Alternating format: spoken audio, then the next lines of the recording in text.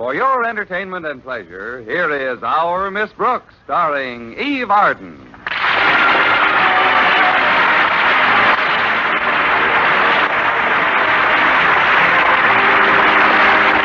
Our Miss Brooks teaches English at Madison High School, and like many other teachers, started last Monday. And like many other teachers, I attended a faculty meeting Monday afternoon.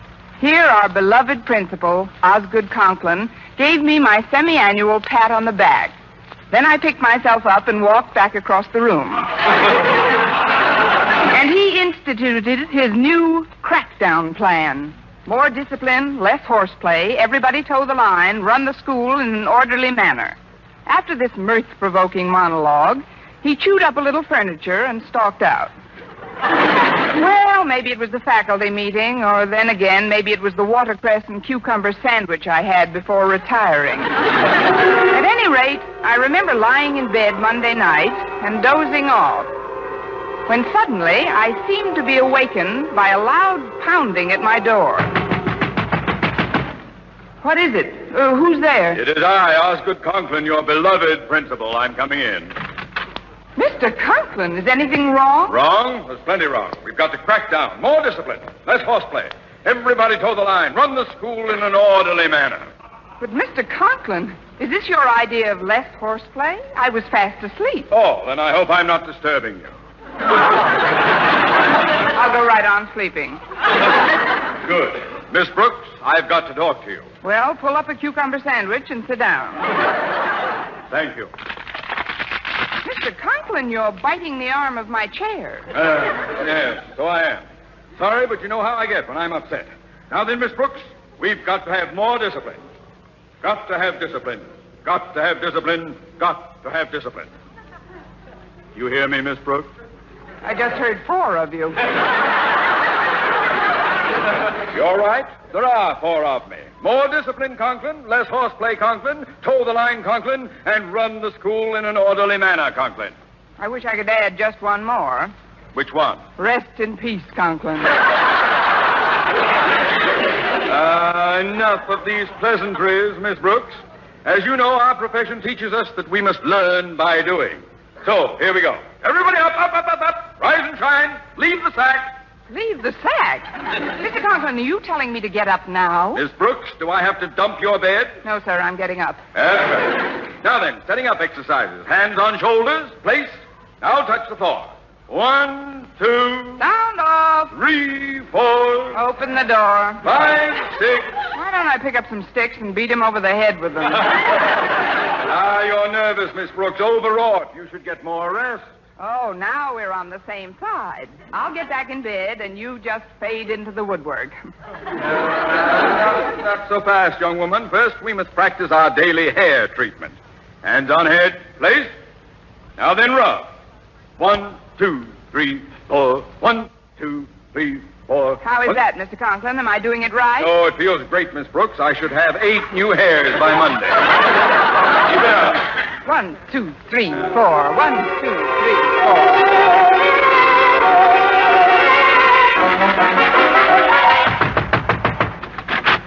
Time to get up, Connie. 1, 2, 3, 4. 1, 2, 3, 4. Connie. 1. Why are you massaging that pillow? It's got to have 8 new hairs by morning.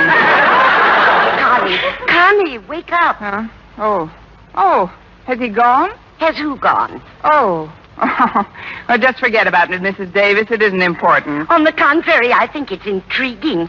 Has who gone? Please, Mrs. Davis, it was just one of my nightmares. Oh, was it a bad one, dear? It was in Technicolor and starred Osgood Conklin. I spent half the night rehearsing how to get up in the morning. That's why I was so nervous when you woke me. Oh, I know how dreams can affect you, dear, but you must put them out of your mind when you wake up. Why, I had some bad dreams last night myself. You did? Yes, I was in the jungle somewhere, surrounded by lions and tigers. But if my cat Minerva walked in now, I wouldn't jump up on the chandelier. I mean, you must have better control of your nerves than I have. Meow. See if we need any new bulbs up there, Mrs. Davis.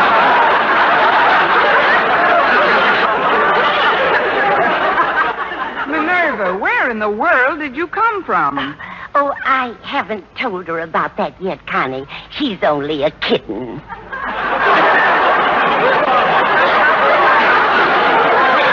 Well, you'd better have a little talk with her. She's been running around with a pretty old crowd.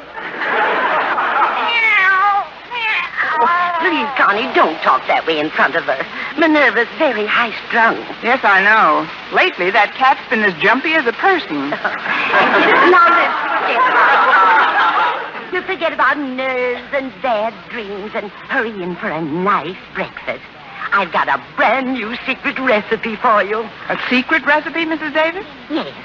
If I tell you how I'm making your egg this morning, will you keep it under your hat? Well, it may get my hairdo a little icky, but I'll try. I'm making you a delicious watercress and cucumber omelet. Oh, no. That's what started my nightmare. Besides, I haven't time to eat breakfast now, Mrs. Davis. Walter Denton's picking me up any minute. How come Walter's calling for you today? Your car isn't in the repair shop again, is it? No, but I decided not to drive for a while after picking up a couple of hitchhikers last Saturday. But, Connie, why should that discourage you from driving? I picked him up on my bumper.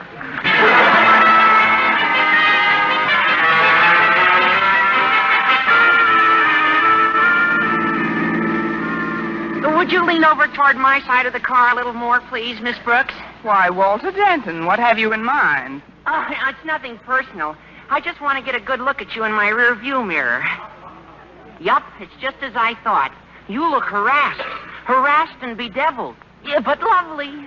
Well, thank you, Walter. Sort of. But, Walter, to what do I owe these backhanded gallantries? Yeah, I was afraid you might take exception to my frankness. But I mean it all for your own good, Miss Brooks. If I have been less voluble concerning your obvious charms in the past, know, too, that I have been less voluble about the human frailties which you, like all mankind, have sometimes fallen heir to. Except, then, my plea for leniency. I'll grant you a full pardon if you'll tell me what you're talking about. Just what are you trying to wheedle out of me, Walter? Well, now that you mention it, there is something you can do to help both of us out. I thought so. What is it? Oh, it's like this. You, like several of the other teachers, will be assigned to the stockroom during your free period to take inventory and give out supplies. I see. And what does my good friend Raffles have in mind? We split a carload of pencils and retire? Oh, no, Miss Brooks. My motives are purely altruistic. I merely want to assist an already overburdened teacher whose heart and spirit are big and willing, but whose mind and body may not long stand the strain put upon it by the forthcoming scholastic hassle. Now come clean. What's your cut in the projected Madison High School stockroom swindle? Cut? Oh, Miss Brooks, I'm surprised at you. Surprised and chagrined. Oh, when I think of your sense of integrity, your honesty... Please, Walter, if you polish this apple any more, it'll be too slippery to pick up. Now, come to the point, Walter. Well, whoever helps out in the stockroom gets first choice of the textbooks, right? Right. And you want to help me so you can get yourself the brand new books, nice and clean, right? Wrong. I want the old ones with the answers already penciled in. Now, why did I let that slip out? Oh, but you can see it my way, can't you? Sometimes in the impenetrable forest of education, the path is easier seen if someone has cleared the underbrush. Yes, but you're asking for a free ride on the bulldozer. Don't you think it would be better if you relied on your own work, Walter? After all, with an old book, you could be copying somebody else's mistakes. Anybody's mistakes are better than mine. Well, if you put it that way, Walter. Gee, thanks, Miss Brooks. Well, here we are. Thanks for the lift, Walter. I'll run along in now. Oops. Ooh. Gosh, Miss Brooks, didn't you see that mud puddle? Of course I did. I just thought it might be fun to go wading. Can I help you scrape off the mud? Well, I haven't time now. If I can just sneak by Mr. Conklin's office, I'll clean up when I get to my room. But suppose you can't sneak by his office. That, Walter, I refuse to contemplate. Believe me, if Mr. Conklin sees me tripping through the hall on these 2 lumps of mud, my name will be Shoes.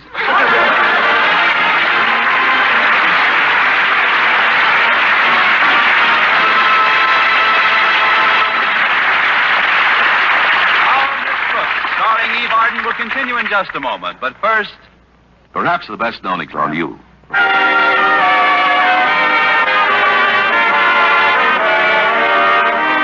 now, while our Miss Brooks is quietly sloshing down the corridor in her muddy pumps, let's look in on Mr. Conklin, Madison's beloved principal, and adjust our wavelength to his stream of consciousness.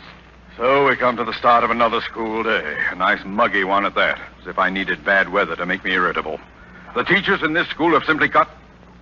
Now, who's that tracking her dirty shoes through our hallowed halls? Think she's going to sneak past my office, does she? Well, we'll just wait till she's even with the door. And then... Oh, who goes there?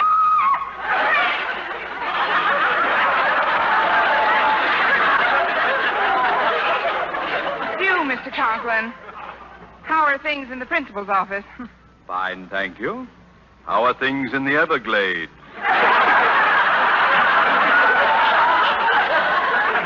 Just take those shoes off and step in here for a moment, Miss Brooks. I want to talk to you. Yes, sir. Do you, by any chance, remember what I told the faculty at the meeting yesterday? Oh, certainly, Mr. Conklin. I've been going over it in my mind all night, remember? Remember? Of course, I remember what was discussed at the meeting. The question is, do you? Oh, indeed I do, Mr. Conklin, every word. We've got to have more horseplay and less discipline. What's that? I mean, we've got to crack up, crack down.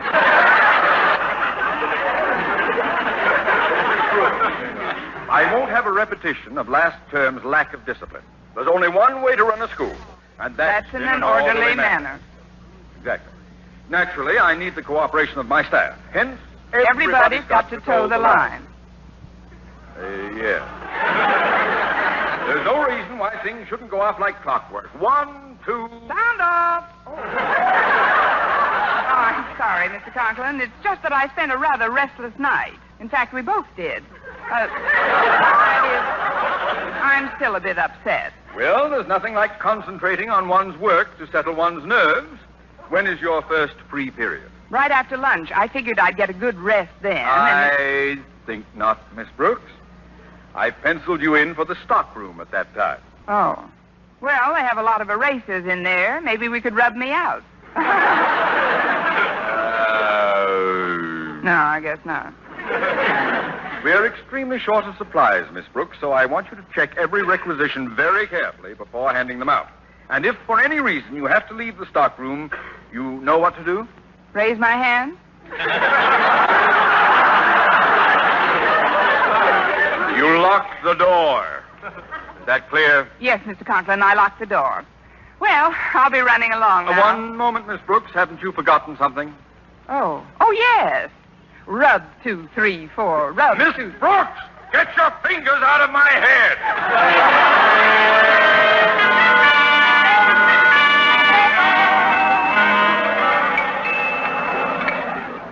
I thought lunch period would never get here, Mr. Boynton. Oh, me either. I'm starved. Yeah, I'll just put our tray down and sit opposite you. There. Now, it's funny how we happened to bump into each other at the entrance of the cafeteria. Quite a coincidence. Yes, it was. Of course, I had to run a little. But I think it's nice to have someone take you to lunch, don't you? Yes, I do, Miss Brooks. It was grand of you to ask me. Would you mind passing my soup over, please? Here you are, Mr. Boynton. Nothing like a good hot plate of soup to warm you up. I said that laboratory of mine's like an igloo. Even my hands are freezing. Let's feel them. Say, they are cold. Well, yours are nice and warm. How'd they get that way? I had them in your soup.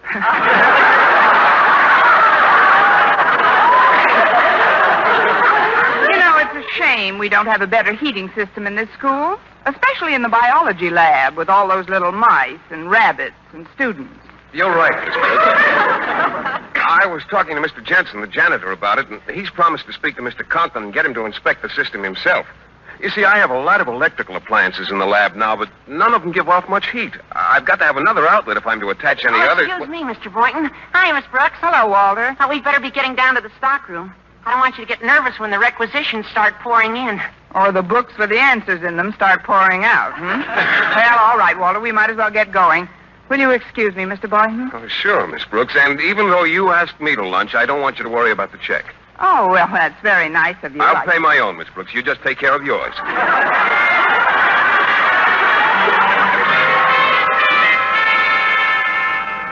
Well, the worst part of the supply rush is over, Miss Brooks. And now we can sort of take inventory of the surplus stuff that we can use. That is, you can use for your class. Like what, Walter? Oh, paper, pencils, staplers. They bring 40 to 50 cents on the outside. And I really need one for my schoolwork. And then there are inkwells, paper clips. This stockroom is only 2 doors from your room, Miss Brooks. Why don't I get an armful of stuff and stash it away under your desk right now? Walter, I am an English teacher, not a fence. There's no such thing as surplus in the school system. Everything has to be requisitioned and... Wait a minute, what's this? That? Oh, that's an electric heater, Miss Brooks. An electric heater, Why, that's just what Mr. Boynton needs for his lab. I know what. I'll hook it up right now and surprise him. But what about a requisition? Walter, can I trust you? Oh, you know you can, Miss Brooks. Of course, and I do. So if you'll keep quiet about this heater, I'll get you a requisition for a brand new stapler. Gee, that's swell of you, Miss Brooks. Now I can take this one out of the lining of my jacket.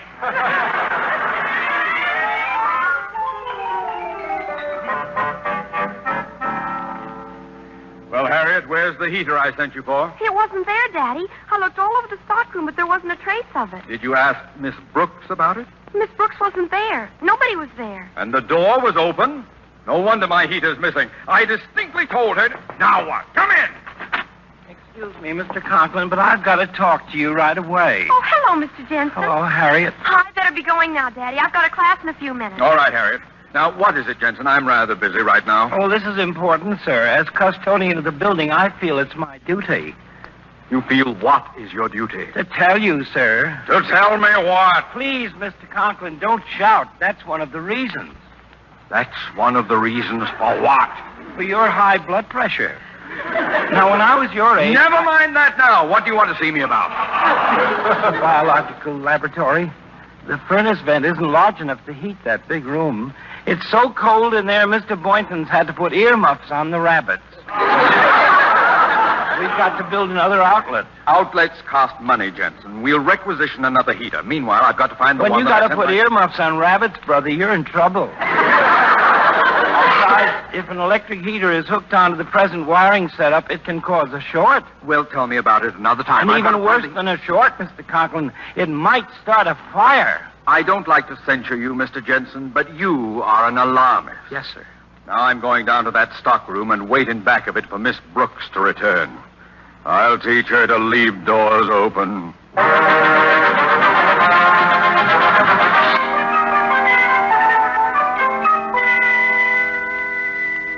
I'm glad we set up the heater in here before Mr. Boynton came back, Walter. Yeah, he'll sure be surprised, I bet. Come on, Miss Brooks. Oh, there's the next class. I've got you in English this period. That's a coincidence, Walter. I've got you, too. Oh, Walter, here's the stockroom and the door's still ajar. Didn't you lock it when we left? No, I thought you did. Give me that key. There. Mr. Conklin would have a fit if he found this door open.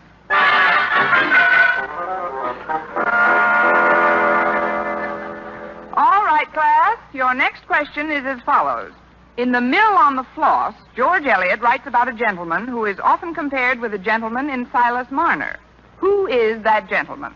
Are you talking about a fictional gentleman or George Eliot himself? Himself? Walter, it happens that she wasn't exactly a gentleman. So what? He was a darn good writer. Next question. Goodness, that heating system is really noisy.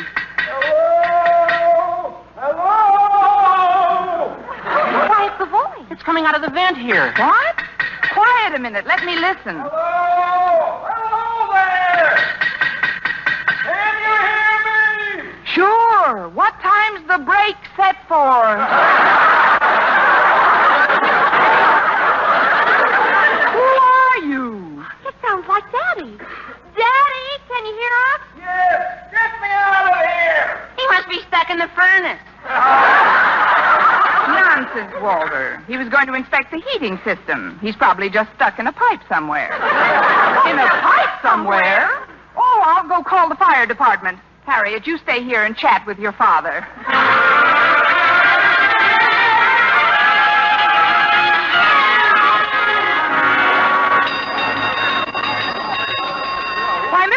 Boynton, what made you ring the gong for a fire drill? Well, I heard you calling the fire department, and I thought... Oh, but that's not for a fire. Mr. Conklin's stuck in a pipe somewhere, and I just called the department to get him out. Well, most of the kids are out in the street by now. I better go keep them in line. A little extra preparedness won't hurt any.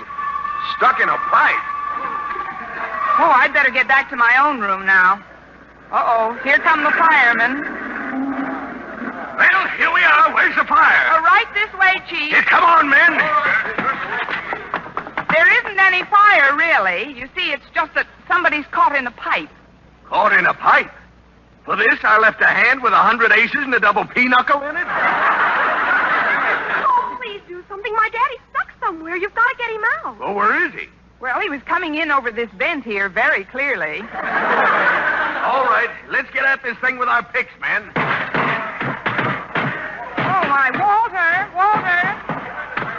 Walter, there's enough confusion around here as it is. Okay. Go tell Mr. Boynton to send all the children home immediately. Okay, Miss Brooks. Keep going, man. We've got to get him out of that pipe. I wonder where most of them are. Oh, what's that? That seems to be coming from the stockroom. Hey, it is in here. Well, let's see now. Did Miss Brooks give me back the key? Oh, yeah. Here it is. Walter Denton. Can I lay this crime at your door? No, sir. 2 doors down. I'll see you later. I got orders to go home with the others. Well, we'll find out about this. What's going on here, Miss Brooks? How's it? Who is... When did these... What is... Please, I'll explain it all later. Right now, we've got to get Mr. Conklin out of this pipe. Mr. Conklin! Oh, Daddy, thank goodness you're safe. Hello, Harriet. Stop that banging! What do you mean, stop? The principal's got himself stuck and we got to get the knucklehead out. For your information, I'm the knucklehead who's stuck. I'm the principal of this school. Mr. Conklin, how did you get out of the pipe? I was never in the pipe. But we heard you. You yelled, "Get me out of here." Yeah, what's the idea of yelling, "Get me out of here," if you're not stuck in here? I was locked in the stockroom. Obviously, this heat event connects with the vent in there, and as any idiot could figure out, well, how does any idiot get himself locked in a stockroom? That will be all of that. I've had enough abuse from the fire department. Yes, we've had enough abuse from the fire department. Quiet, Miss Brooks.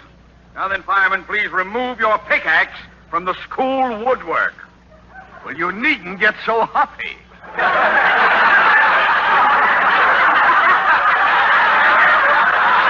After all, it only makes a little hole. Here, I'll take it out.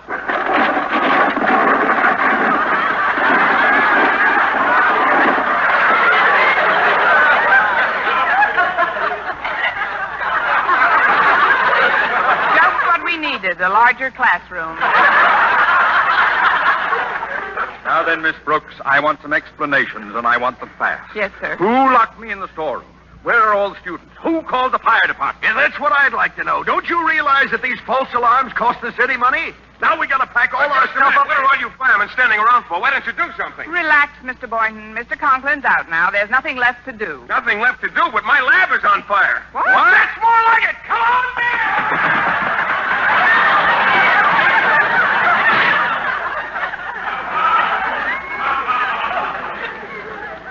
Well, Miss Brooks, that leaves just you and me.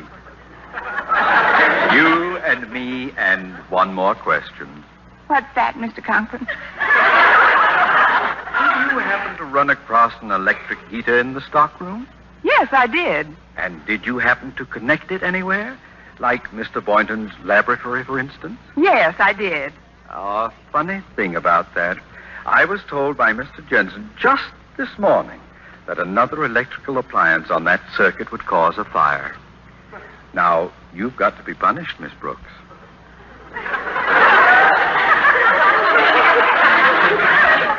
You hear me?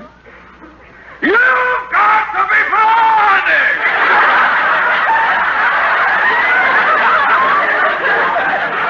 Where are you going, Miss Brooks? To take a cold shower. This is the longest nightmare I've ever had.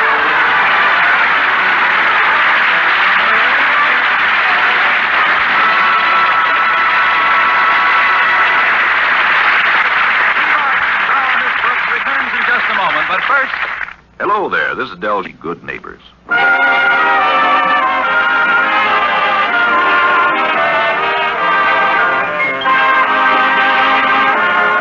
And now, once again, here is our Miss Brooks. Well, it wasn't much of a fire, and as soon as they put it out, one of the firemen got a hook and ladder, climbed up, and brought Mr. Conklin's blood pressure down. When he was slightly more rational, he called me into his office again. Miss Brooks, since Mr. Boynton failed to remind me about the electric hazard in the biology laboratory, I have decided that he is almost as guilty as you are. Oh, but Mr. Conklin, he... Silence. You, Miss Brooks, will stay after school and help Mr. Boynton clean up the debris those firemen left behind. I don't care if it keeps you both here all evening. Mr. Conklin, is that my punishment for starting the fire? Exactly. Got a match?